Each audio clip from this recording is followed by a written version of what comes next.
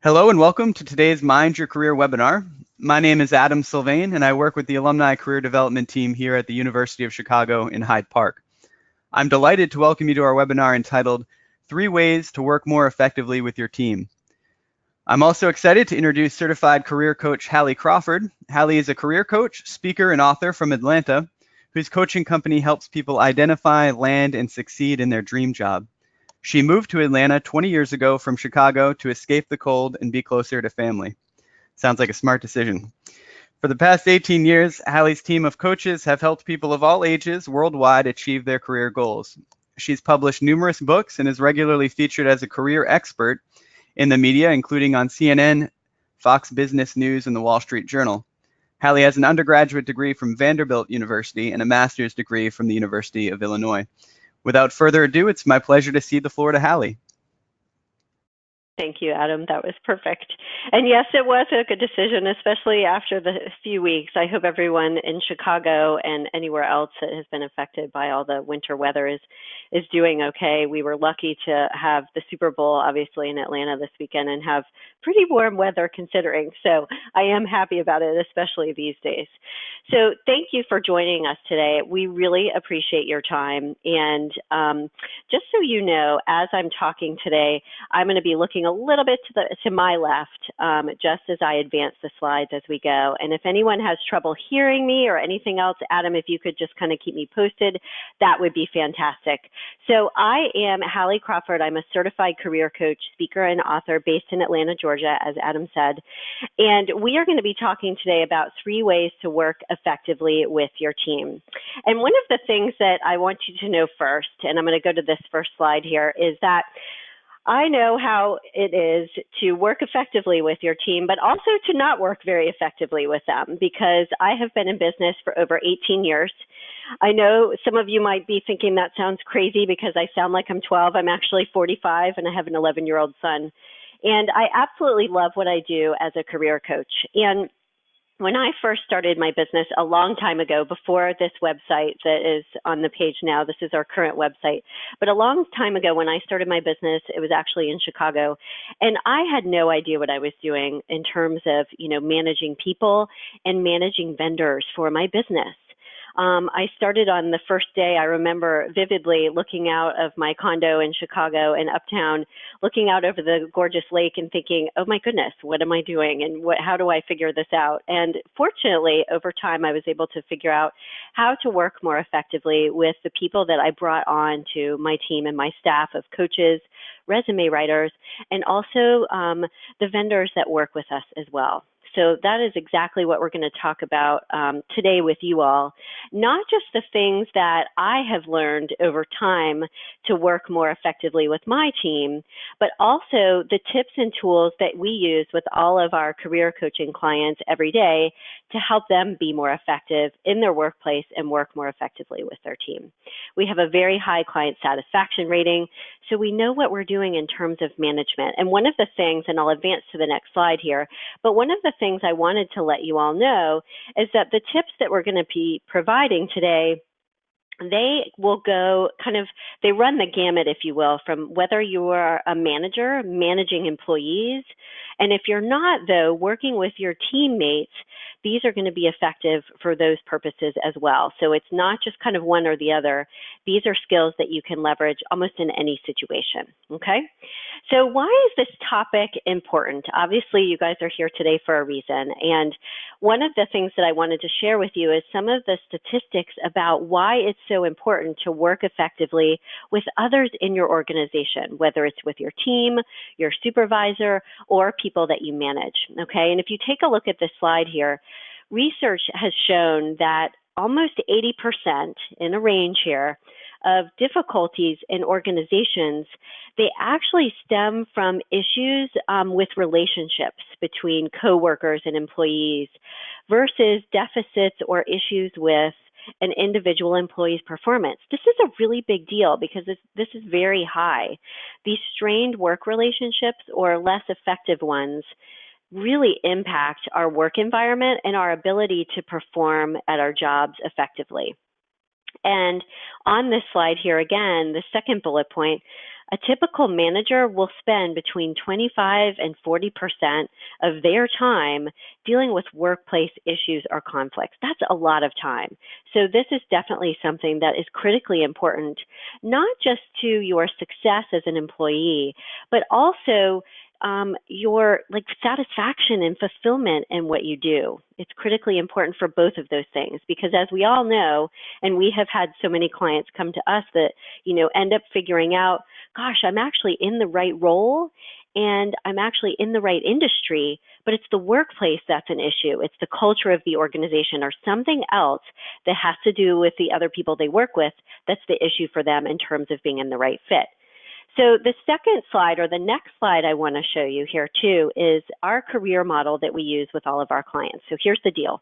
This is the ideal career model that I've developed over doing this for 18 years.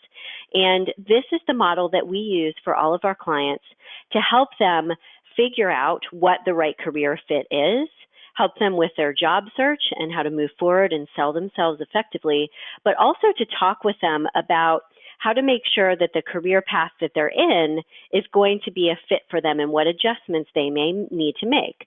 So if you take a look at this slide here, where the arrow is pointing towards work environment is a make or break for your career and whether your job and your career path is going to be the right fit for you.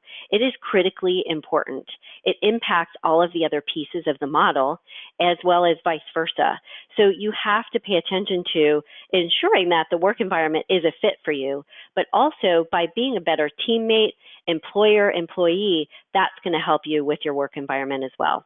One thing that I did want to share too, and then we'll get to the next slide here, which is our agenda, is you will get a recording, as we said earlier, of this PowerPoint, or the webinar, I should say. But also, if you all would like a copy of the PowerPoint, don't hesitate to email me. Just email us at admin@halliecrawford.com, and one of my teammates will get you the copy of the PowerPoint so that you can have that, especially if you want to have a copy of the model too. Okay, we're happy to share that with you. So here's our agenda. We are going to talk about actually today coaching skills and how they can help you more effectively work with your team. Those are the things we're going to focus on, and you'll see why as we go. So I will give you a quick introduction to some coaching skills that we're going to talk about and what coaching means, kind of how you would define it, if you will, so that you understand kind of the perspective that we're coming from in terms of sharing these tools with you. We're going to next talk about 3 ways to work effectively with your team, and I will give you some resources to assist you along the way, okay, that you can download and use to help you be more effective. And finally, we do want you to make sure that you walk away today with at least 2 action steps that you will take in the next week to start working towards being more effective in this area, okay? And Adam, I think there should be a handout uploaded.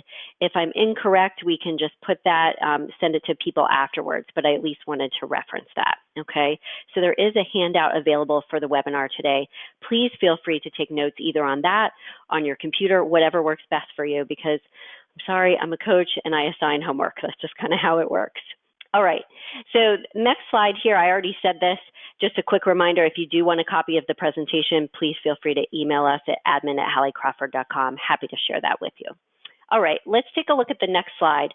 So I wanted to talk with you all about how we define coaching and how you can kind of get the right perspective on the tools and skills that we're going to be talking about today so you understand where we're coming from. It will help you leverage and utilize them more effectively, okay?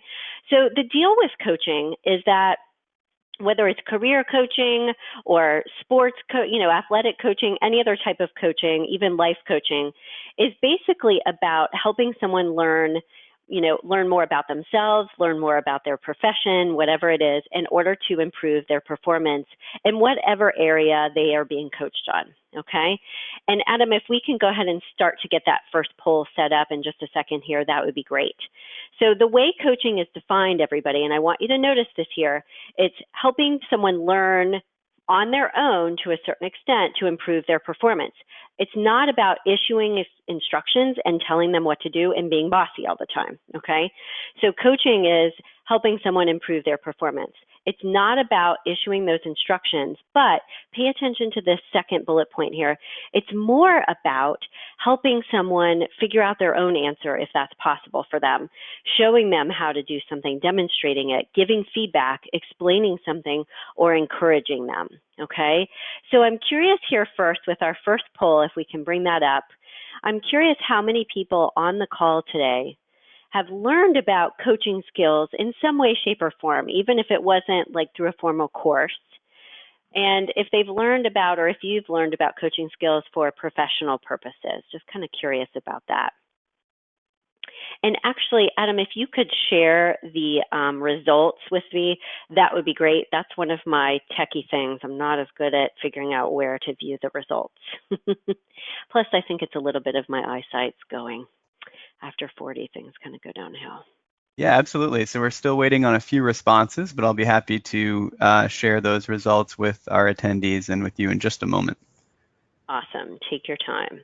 And a quick Yeah, go note ahead. on the handout you referenced. It's not posted to the GoToWebinar currently, but I will make sure that handout is shared in the post-event email.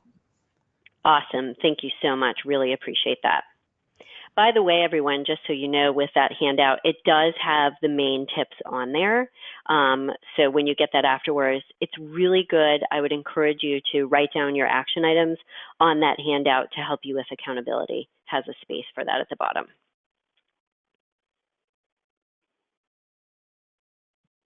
All right, so ready to share the results. So we have 31% who say that they have learned about coaching skills for professional purposes in some capacity, 54% who said no, and I'd like to give that third option of I'm not sure. And we did have 15% who aren't sure about what they've learned in this area. Okay, well, that makes perfect sense because for some of you, thank you for sharing that. That's perfect. And thank you, everybody, for participating. For some of you, you may not exactly know, oh, gosh, what coaching is. So that kind of uncertain and undecided totally makes sense to me. And for those of you who have learned about coaching skills, hopefully this will enhance your learning, especially for working within a team. And the rest of you, you're in the right place. So that's perfect. Those are good results for us. All right. So keep in mind as we go to the next slide here, and I'll pull up the different bullet points here, everybody. Keep in mind and just remember that coaching is not just about telling someone what to do all the time.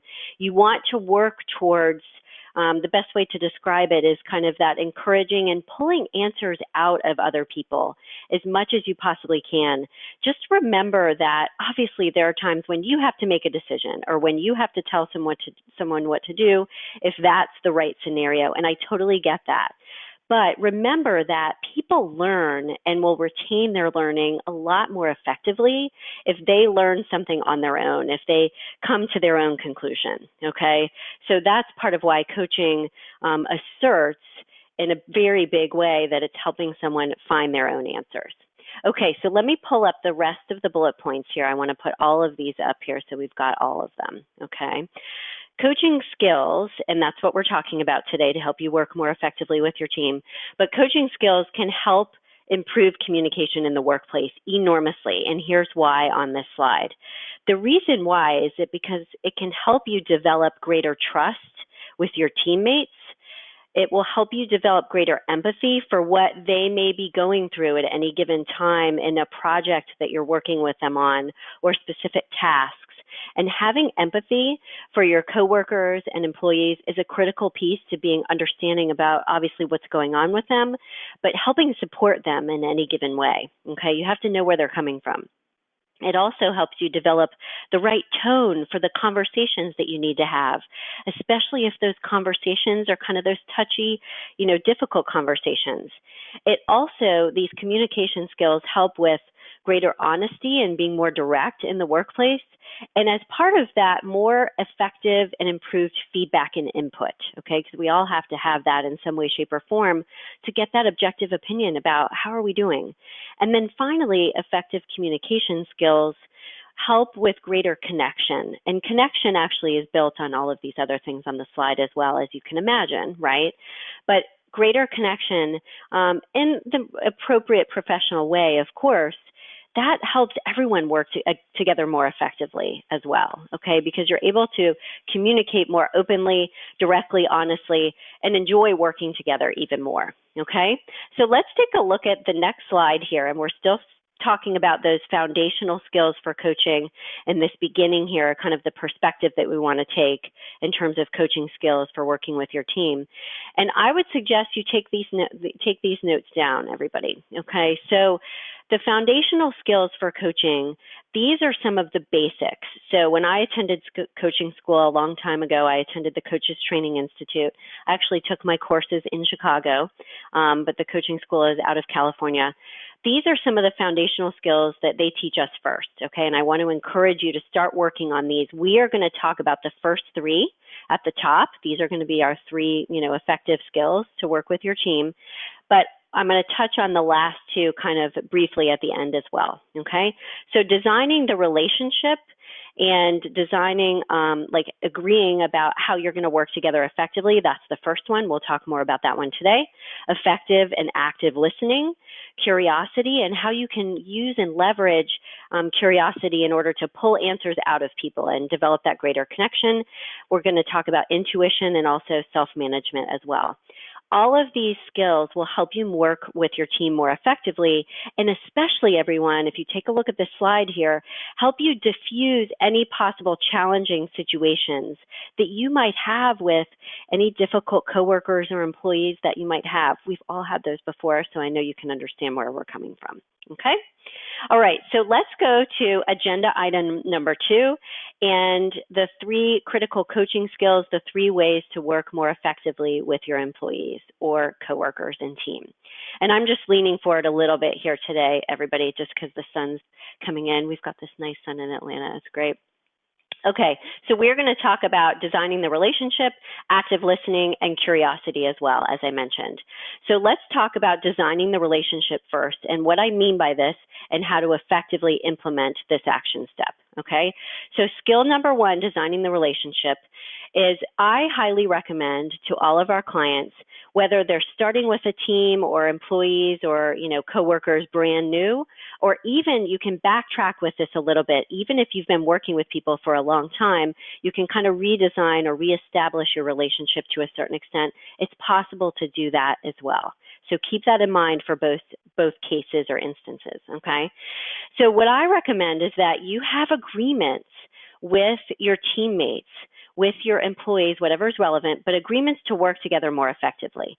And here's the deal, okay? This is how I would recommend you approach or broach this conversation, okay? And the things that I suggest you cover. And we're going to talk about this on this slide and on the next slide as well.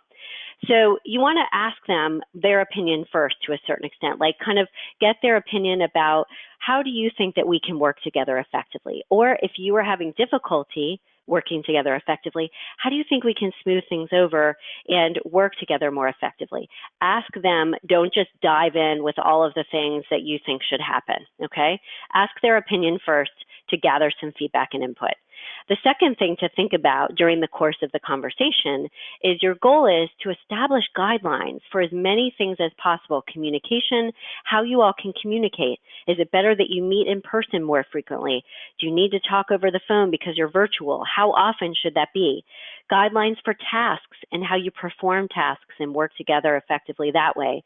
Meetings and anything else that you think you need to discuss with them to make things clearer. This is all about clarity. You want to set some boundaries about how long those meetings should go, what, works for you in terms of, if something isn't really appropriate to talk about via email, can you pick up the phone and call me instead? So establish some boundaries about how you work effectively and how they do as well in order to be clear about what works for both of you. And make an agreement as well for how to handle conflict. If some sort of conflict or disagreement comes up between the two of you, agree in advance. And obviously don't talk about this right in the middle of having a disagreement. Usually it's better to do this, when things are calmer.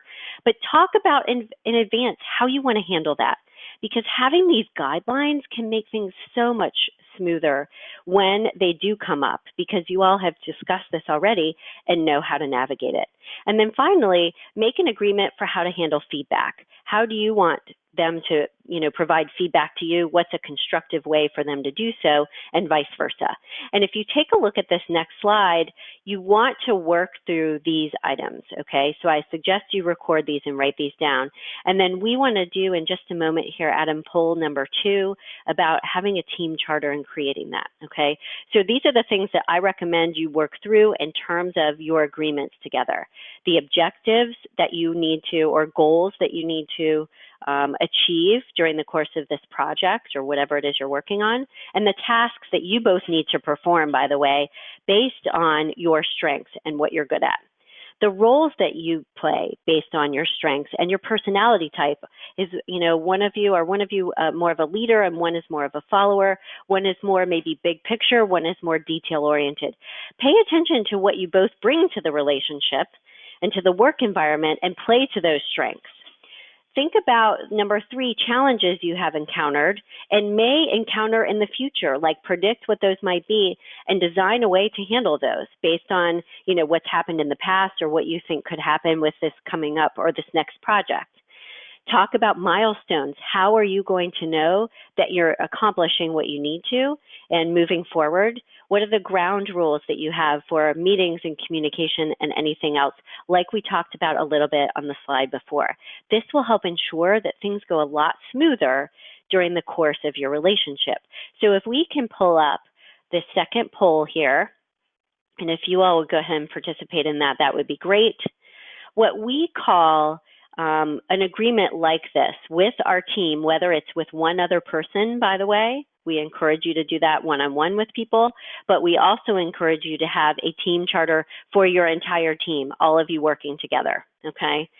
We're curious how many people have developed a team charter, something like this, and we highly recommend it for every single team that you serve on, because you need it through the very beginning of when that team is formed and started, all the way to the end to completion. It will help ensure that you work together more effectively.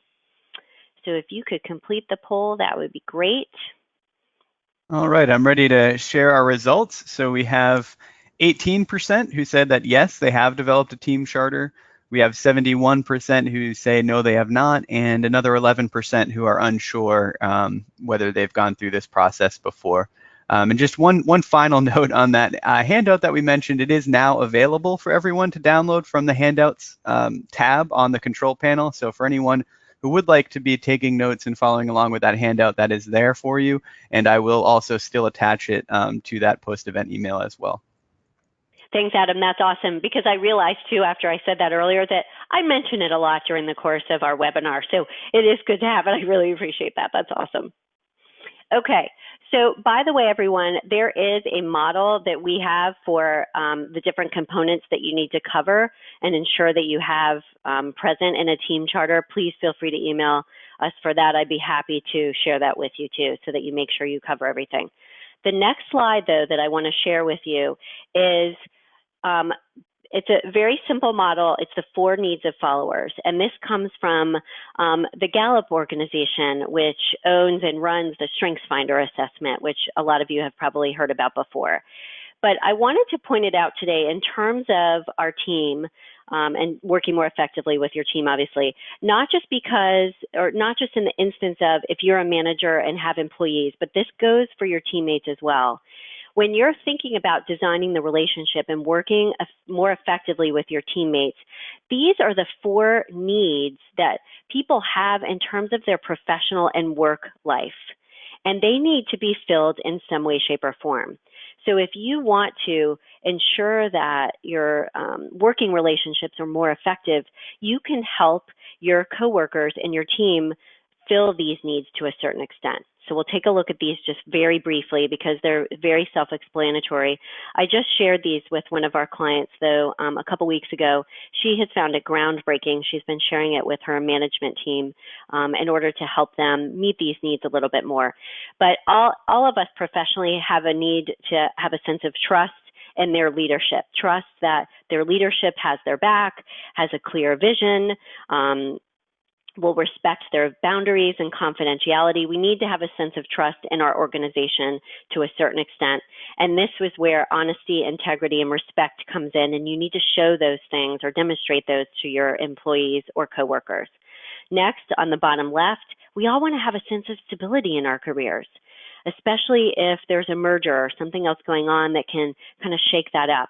We want to have a sense of security in our jobs, a sense of strength from our leadership and our management, that support and a sense of peace, that things are going to kind of stay the way they are, or at least to a certain extent, even while we're innovating and making changes. Compassion here at the top right, we want to have a sense of caring, that our organization at least cares about us to a certain extent. The same client that I was referencing just a few minutes ago, she just got an email from her organization, and they just went kind of top down, and based on people's age and the tenure there at their organization, they send an email saying that they can volunteer to separate from the organization. She was really offended because she has been there for almost 20 years and has given her, blood, sweat, and tears to the organization. And at first she was very upset and felt like just a number. And when she found out, though, that she was just a number, they didn't pay attention to what names were on the list, that really offended her sense of that the organization, was caring about her. So this is an important piece too. We want to have a sense of friendship or camaraderie, however you want to say it, whatever is most important to you professionally, happiness and a sense of enjoyment from our career path as well. And then finally, if you take a look at the last one here, we want to have a sense of hope that our organization and our department and our team is going in a direction that we want it to go in, that our values are aligned with our organization, at least to a certain extent, faith that things are going to be okay, and guidance from the leadership too. So these are 4 things that you can consider when you're thinking about, okay, where can I improve some of my relationships with my teammates? What of these pieces are maybe missing completely or just not going as well as you would like them to? This can help give you a clue to what may be going on and what needs to be improved. Let's take a look at the next slide. Finally, we're going to close with designing the relationship. So this first skill, the reason why, improved professional relationships are so important. We want to make sure that we continue to improve those relationships because it helps empower each person to take responsibility for not just their tasks, but how they're behaving at work. It establishes clear boundaries, these communication skills we've been talking about. It establishes clear communication, like guidelines, if you will, and boundaries for what we call like a safe space for people to work in, where things are confidential. We're going to be given feedback, but it's constructive feedback, and not be berated, okay?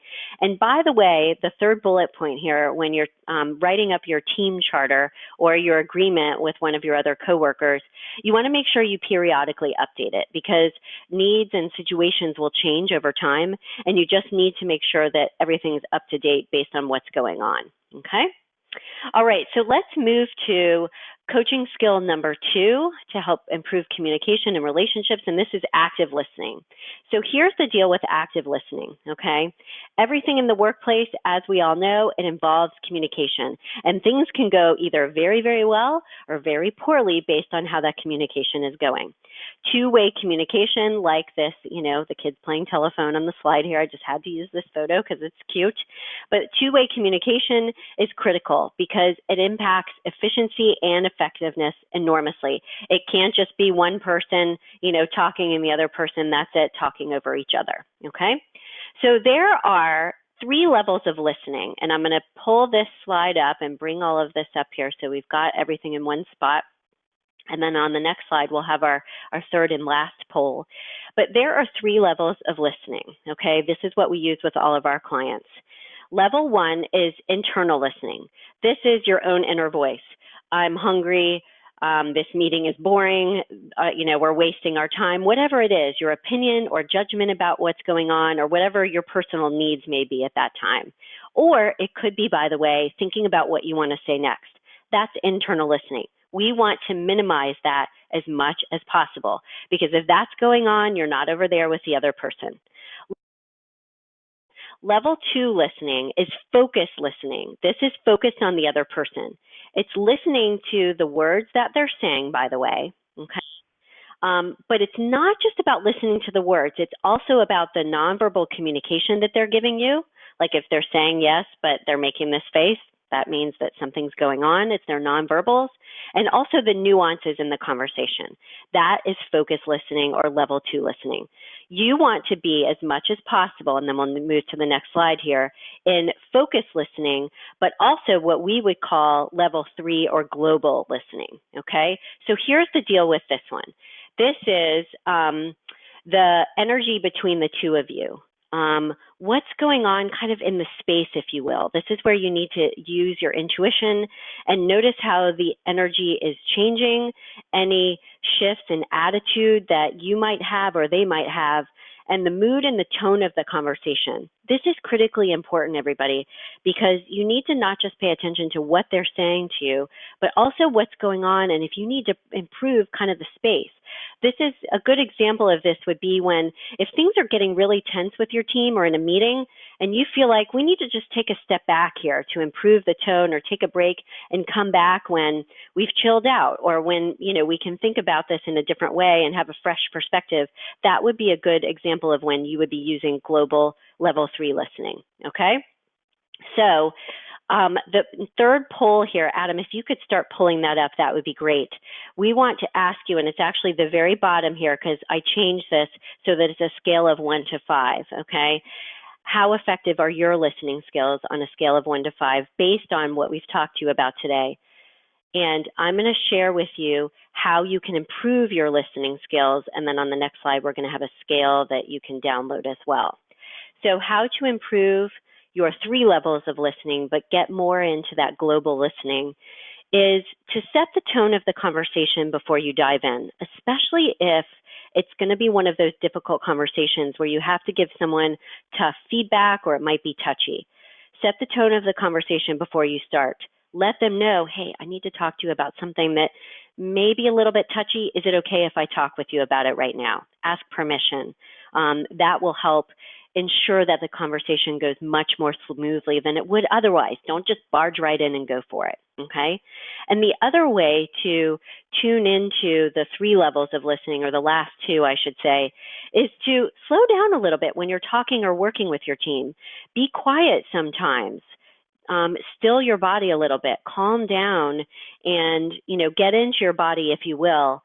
And don't step over things that you feel like if you have a sense that, you know what, we need to bring that up or we need to talk more about that, don't step over it. Listen to your intuition and slow other people down if needed, if you feel like there's stuff that's coming up that you guys need to cover. And the third way to kind of get more into not just the global listening, but also level 2, is to ask a question, invite feedback and input about how they're feeling about something, if you think that's an important piece to the conversation in that moment, or what they think. Invite that feedback and ask their opinion. Again, not just kind of writing over the whole conversation, okay? So these are ways that you can be more effective as a listener. So can you share the poll results with us? It looks like you closed them out, so we've got everybody, which is great.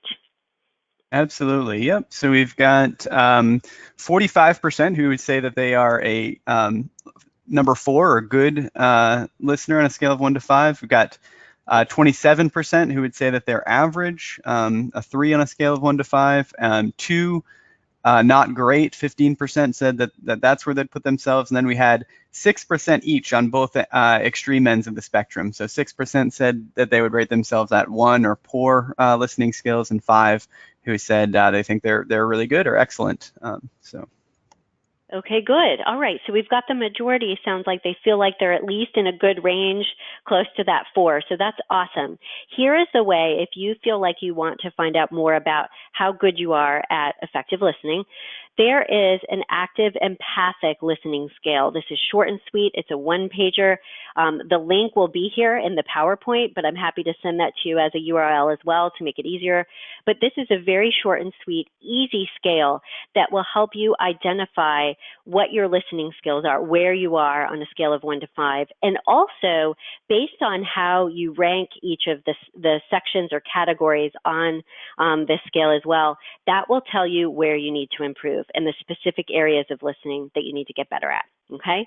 And finally, I wanted to just share with you, this is a great active listening exercise if you want to take on a little bit more homework here in terms of the listening, if you feel like you need more help there.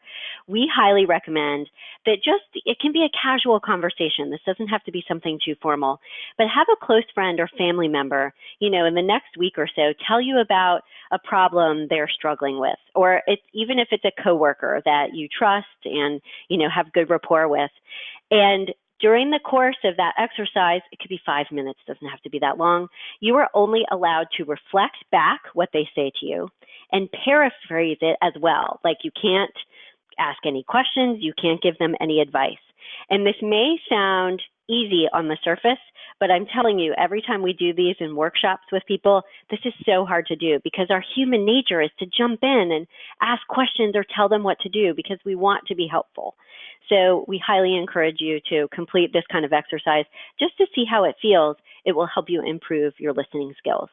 And by the way, if any of you feel like you need additional assistance on anything that we're talking about today or any other career advice, because I realize that when we conduct these webinars, the advice is kind of general across the board, regardless of what your situation is, and very helpful in that sense. But sometimes you may have a specific question for a very specific scenario or situation. Please know that I'm happy to chat with you in a free career strategy session to give you some advice about what you need to do for your unique situation. Okay? Let's talk about the third critical coaching skill, and this is going to be curiosity and how to leverage that. So what I mean by curiosity here, and let me pull up all of these pieces on the slide here so we've got everything, and I'm going to also share with you some examples here. So curiosity is basically kind of like we talked about before, being curious about something, asking questions versus judging or getting frustrated or whatever it is. This can help diffuse a difficult situation, and honestly, it empowers your teammates. Even if it's not a touchy or difficult situation, it will empower them to feel like you value their opinion, that you trust their judgment, and establish those open lines of communication. Like we talked about before, ask permission before sharing something touchy or difficult. Just ask them, hey, is this an okay time to chat with you? I've got something that may be a little bit touchy to share or difficult. Can I check in with you on it now, or do we need to talk later? Okay. The thing that I want you to get the most from this slide, everybody, is this idea of powerful questions. Powerful questions leverage curiosity enormously. They're very, very good. They are open-ended questions. They're not yes or no, okay? So powerful questions is something also that you can practice with. They're open-ended. They're kind of childlike, like, why is that? Or how can we work together more effectively, okay? There's no judgment. In some cases, if someone just needs to kind of vent and get something off their chest, it allows for that. If they need to just explain where they're coming from, it allows for that as well, okay? And it also can help you identify a solution. Here are some examples on the bottom. How can we improve our working relationship? Or how can we ensure that we work together effectively, okay? What is the best way to accomplish this goal without conflict or effectively, or however you need to put it, depending on the situation? What I want you all to notice is that these questions, these powerful questions, assume that you will come to a conclusion. They assume the positive, that you will be able to work it out. And that's part of why they're so powerful. So the next time you're you're asking a coworker a question, start to notice or pay attention to whether the way you're wording it is going to end up as a yes or no, and practice reframing it so that it's open-ended and invites more conversation and just doesn't shut them down or close things off. In terms of powerful questions, if you take a look on this slide here, they can be either information gathering or just plain curious, okay? So on this slide here, information gathering obviously are going to be examples, things like how much time do you need to spend on this, who can help us with this project or this task, and curious is just wide open-ended. What will finishing the report give us or give you in terms of your sense of accomplishment, as an employee? What would working together effectively look like? Very open-ended, but again, allows the conversation to be engaging for both people, okay? I did want to mention just briefly that If you all feel like you need any additional in-depth assistance with any of these issues or anything else, we obviously do offer one-on-one coaching, and it's tailored to your needs. These are some of the quotes from some of our clients. We do very good work with our clients, and people are very happy with our results because it's been so long since we've been doing this. These are some of the organizations where people have secured positions. I'd be happy to talk with you, give you more information about our coaching if you feel like you need that to take this to the next level, okay? Now, remember at the beginning I said before we closed, we do a couple of additional critical coaching skills, intuition and the self-management. So I'm going to touch on these briefly in these next couple of slides here, and then we'll start to move to the Q&A portion here, okay? Before we go, we'll have time for questions. So intuition is an additional coaching skill that is critically important that will help you work more effectively with your teammates. And I've referenced it several times during the course of this webinar, but I want you all to start to practice also tapping into your intuition a little bit more to identify solutions to problems that may be going on within your team or within the processes within your organization. What may be going on with a difficult coworker that you have, if that's the case for you. And sometimes instead of overanalyzing a situation, it's a really good idea to kind of let it simmer overnight, sit with something overnight. If you can't find the solution right away, sit with it, come back to it. That can allow you to tap into your intuition a little bit more, to sit quietly with the issue. Maybe you need to journal about it. We have a lot of clients that will do that, that will write down their thoughts and things become more clear that way. If you need to talk to a mentor or a coach to kind of get in touch with your intuition a little bit more and what you're thinking kind of down deep there and approach the situation calmly or to help you do that. Don't discount your intuition. A lot of times your gut instinct, there's something that you need to pay attention to there. And obviously, think rationally about it afterwards, whatever your gut instinct is, to kind of filter it through whatever else needs to be considered. But pay more attention to your intuition and don't step over things that come up, whether it's in meetings or conversations with people that you may need to bring up, okay? And to record on your handout as well, in addition to intuition, self-management is critically important to work with your team effectively, trying not to be judgmental, trying to be more empathetic, asking questions. If you get frustrated or annoyed with someone, kind of taking a step back and coming back to the situation calmly, okay? And just so you know, this is kind of one more bonus kind of additional tip or tool here. For effective assertive communication, this is a basic kind of 3-step formula to follow in order to be assertive in your communication, but not too overbearing, but also not too passive. You want to make sure that when you're in a conversation with someone, to be assertive, you want to still show understanding and empathy to them. You want to make sure that you state the facts of what's going on instead of having an emotional reaction and talking about emotional things. And you also always want to offer a possible solution or resolution. That will help you have an effective conversation each time you speak with someone, okay? All right, let's move to taking action here, everybody. The sun is beating into my office, which I just love, but want to make sure that you can see me okay too.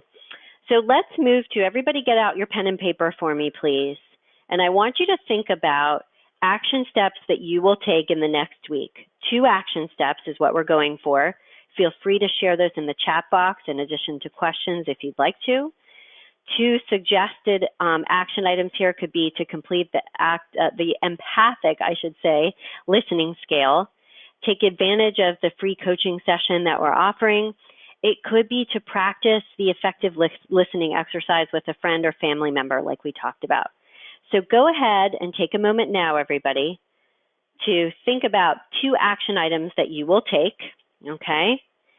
And as we move to Q&A and as you're thinking about those, I just want to share with you kind of as a quick pause, like close before we actually close. The greatest risk in life is not taking one. I always share these during the course of my webinars and speaking engagements because all of these action steps, I realize, involve taking a certain amount of risk. Some of this stuff may seem hard to do and easier said than done. I totally get that. And what I always remind myself of when I am kind of in maybe it's a difficult situation, or I need to step outside my comfort zone, even if it's not a touchy situation, but I need to push myself. I always think of, at the end of my life, do I want to say I tried, even if I failed, or that I didn't try at all? And what did I want to tell my grandkids, for example? And you know the answer. I wanted to say that I tried and at least did my best, even if I fell flat on my face, versus I hid out and I didn't take the risk. So keep this quote in mind: the greatest risk in life is not taking one. This is kind of my mantra, if you will, to push yourself outside the comfort zone and try this advice and these tools that we've shared with you today, even if some of them feel a little bit uncomfortable. Okay, so let's go ahead and move to our Q&A portion. And if you all can start to think about any questions that you have, please feel free to share those in the chat box. And also, by the way, if you can't think of a question now, or you think of something later, or if we don't have time to get to your question, please feel free to email me. I'd be happy to answer anything via email as well. All right, Okay, fantastic. Well, we do have a few questions coming in, and just an invitation for anyone else. If you haven't written your questions in yet, please type them into the questions box now, and we'll get to as many as we can in our remaining time here. So, the first question: do you have any specific recommendations regarding effective teamwork for someone transitioning from fully remote work to an office environment? Oh, that is such a great question, because so many people work remotely, obviously. So you need to, obviously, the main deal is you need to make the transition from, having kind of a buffer, if you will, between yourself and the people at your workplace. And now, okay, it needs to be effective communication in person. And sometimes that can be a little bit more intimidating for people. So what I would do is, especially with the touchy situations, remember the tips that we've talked about, how to handle that conflict, because I think more conflict can actually come up when you're in person and in close quarters with people than it can otherwise. So be mindful of those, and also be mindful of what types of conversations and topics you need to touch on with people in person or over the phone, because if you're working, remotely, or were before, a lot of the times, obviously, you're dealing with phone or email. So be mindful of, sometimes I need to walk down to their office, and that, with a touchy topic, obviously, that's going to be more important than just picking up their phone or the email, or using email or IM, which you may be used to. The second thing to think about is putting yourself out there more to connect with people in person, which is something you wouldn't have been used to before. Relationships can be even more well established that way. And so taking the time to go out to coffee with people, take them out to lunch, or whatever it is, but taking the time to get to know people in person, and each person on your team, to make sure that you get to know them outside of work a little bit, obviously within reason, but not just talking about work topics, so you can solidify those relationships. Those are two things that I would pay very close attention to. And be mindful of, if you're tending to shy away from that in-person, interaction because you're not used to it from working remotely, ease yourself into it, okay? It's okay if it takes a little bit of time. All right. Well, these are some really great questions. I got another one here. How do you diffuse adverse energy within a group dynamic with an unwilling or non-communicative team member? That is so great. Good question. So what I would do in that situation, especially, if it's happened a couple of times, I don't know that I would address it within the group right then. The first thing I would do is I would just try to get through that meeting or whatever it is going on at the time. If you can take a break and come back in a few minutes, that's one way to handle it. But I would talk to the team member who is being difficult one-on-one outside of the room. After or before the next meeting, whatever is appropriate, because you need to try to diffuse the situation with them one-on-one first. It's much harder to do it in a group, okay? So I would pull them aside after the meeting, for example, or before, and find out, before the next meeting, find out what's going on with them. What are they feeling? What do they need? Try to be empathetic and give them feedback if that's appropriate for your role with them, though. Give them feedback about what you need to be different in the next meeting so that it's more effective. If it's happening in the moment, what I would do is, if it's appropriate and comfortable enough in that setting, kind of depending on the group and the dynamics there, but I would invite them, to speak up, again, if it's appropriate, and say, what's going on? What do you need? What needs to be different? Are there issues that you're having that we need to help address? So if you have that level of, or that degree of kind of comfort and safety, so to speak, and it's okay for them to kind of air some of their grievances right then and there, that's okay too, to bring it up in that way. So I would do it either within the meeting, like I said, depending on the kind of the rapport of the group, or outside of the meeting if you think that's better. Hopefully that gives you a starting point to deal with it. All right, I have another tricky question here. These are really good. So how do you Yeah. handle adversarial conversations with a person that causes conflicts with everyone, including lying and sabotaging work when they manage the perceptions the manager has of people? So I guess this is somebody who has a certain amount of power and leverage within the team, but yeah, how do you kind of handle those adversarial conversations?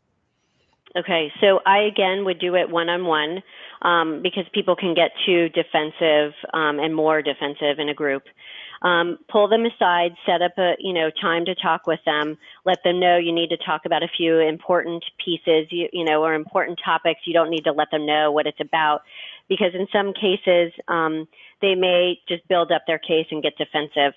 But at the beginning of the conversation that you have with them, I would have it in person for sure, if that's possible.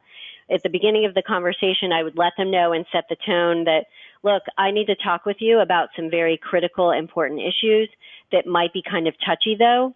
And I need you to please be open to feedback for me. And I just want you to know this is what's coming. So is it okay if we talk about this for a few minutes? Okay. And you're asking their permission, by the way. Like if they say, no, it's not okay, and they get frustrated right away, you can ask if it's okay, and if it's appropriate for that situation to say, okay, then, if you need a night to, if you want me to give you the feedback and you need to think about it overnight, that's fine. We can continue the conversation tomorrow. But the bottom line is you don't let them out of it. So you're asking permission more so to find out how much you want to cover with them immediately versus later, and also if right now is an okay time for them to talk, or if they'd rather talk at the end of the day. It's not because you're letting them out of the situation. So give them kind of a heads up of what's coming, and I would ask them first what's going on with them. So how are you feeling about work? What's going on? It seems like you've got some issues or some concerns. Let them vent and get it out as much as possible. If it becomes, if it gets to a point where they're being abusive to you, that's obviously inappropriate. You need to stop the conversation and go to HR and find out if you need to have a third party in there, whether it's HR or someone else. Usually HR is the right person. If there's going to be something that's really touchy that's coming up that you need to have like an objective opinion observer, a third person in the room. There's nothing wrong with that as well if this has been going on for a long time. But let them get it out and then go through your points with them, get their feedback right then and there of what they're thinking, and make sure that you hold their feet to the fire of what needs to change, but solicit their feedback about if they're willing to change and what they think may need to be different, okay? That's a very big topic, obviously, and I tried to give kind of generic advice to all situations. I'd be happy to talk with you about it more because given what you shared, it sounds like it's a very difficult situation. So I'd suggest chatting with me for a few minutes over the phone about it so we can get into the nitty-gritty. Great, thanks. I think we have time for maybe one more question. Sure. You've talked a lot about these strategies and kind of coming at it from another angle of kind of the hiring and screening process. How can you anticipate some of these things, in terms of effective team management and team communication when you are hiring or screening potential new candidates or team members? So can you, and of course my dog who's at my office with me today has decided to play with his toy. I apologize, everybody. I will talk over it. But Adam, so can you repeat that? How can you use this communication to effectively screen people? Well, kind of thinking about all of the things that you've covered, in these three ways to, work more effectively within your team. Is there a way that you could kind of make this process easier or anticipate some of these things, make these communication and this work within the team easier at the outset by maybe identifying the right people or going through some careful screening of Great. candidates? Got it. Good. And I apologize. I needed to deal with him. So that's a great question. So it is the ideal candidates. You know, that's one very important piece to the whole process, obviously. But when you hire someone, obviously, depending on who it is and, you know, how you're handling that scenario, I would develop the team charter, like develop and design the relationship in advance, like we talked about at the get-go, so that you guys can determine, okay, what's the most effective way for us to work together. So it is a little bit about screening candidates, making sure that you're finding people that have the right personality type as well as the right strengths for the role and the organization and have the same values, but also ensuring that once they get started, when you have hired them, make sure that you set the relationship up for success at the very beginning, finding out what their strengths are from the get-go and what their personality type is and how you can work most effectively with them, okay? So that's a really great question. You guys put me on the spot here in a good way. Thank you for those very thoughtful questions. Absolutely. Well, thank you, Hallie, and thank you to everyone for participating. We hope that you'll join us again throughout the month of February. We do have 2 more upcoming webinars this month. The first is on Wednesday, February 13th. We will host a Career Pathways in the Humanities and Alumni panel discussion that will explore non-academic career paths for humanities PhDs. Then on Thursday, February 28th, we have a special program for alumni parents. This is titled Admissions 411, Tips to Help You and Your High School Student Navigate the Process. So for this webinar, we'll be joined by UChicago's Director of Admissions for a webinar designed to educate parents on the admissions process for highly selective institutions. And then one final plug is for April 9th, 2019, which begins the university's annual Giving Day. We invite everyone to consider making a gift of any amount, as well as helping to spread the word so that together we can make Giving Day 2019 a tremendous success. And with that, thank you again, Hallie, for everything that you shared today. Thank you to our attendees, and have a great rest of your day and rest of your week. Thank you, everyone. Have a great day.